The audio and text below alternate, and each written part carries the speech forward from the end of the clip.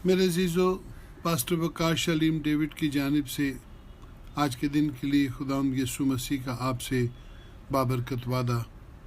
खुदावंद के ज़िंदा पाक कलाम में से पढ़ेंगे पहला थस्सलुनीकियों उसका 4 बाब और 17वीं आयत। कलाम खुदा में लिखा है, और इस तरह हमेशा खुदावंद के साथ रहेंगे, आमीन। हम आसमानी हैं और हमारा वतन आसमान है। ये शादमानी, खुशी, बरकत और इत्मीनान की वो हालत है जिसके लिए हमें हुक्म है कि हम इन बातों से एक दूसरे को तसल्ली देते रहें।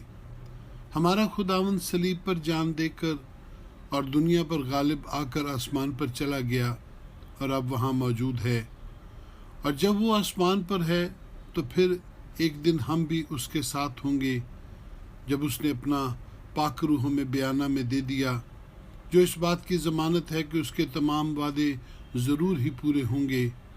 उसके वादे हमारी रूह की मखलसी और बदन की क़यामत के लिए भी हैं। आज जब हम ज़िंदा हैं तो हमारी रूहों को मखलसी हासिल है, लेकिन जब हम मरेंगे तब हमारी रूह बेबदन नहीं होगी, बल्कि हमें खुदावंद की तरफ से एक जलाली बदन भी मिलेगा, जिसे ना दर्द होगा और ना ही उससे बदबू उठेगी। हम खुदावंद की मानिद जलाली बनाए जाएंगे और इस तरह हमेशा खुदावंद के साथ रहेंगे। ये मुकद्दसों की मुबारक हाली का मुख्तसर बयान है। मेरे अजीज़ों, आपके लिए ये कैसी खुशी और तसल्ली की बात है कि जिस खुदावंद को इस दुनिया में पूजते हैं, आने वाले कल में उसके ही साथ रहेंगे। खुदावंद यीशु कलीसिया का सर है और कलीसिया उसका बदन। खुदावंद यीशु अपने बदन के बगैर कैसे मुकम्मल होगा? वो कैसे आपके बगैर आसमान पर रहेगा?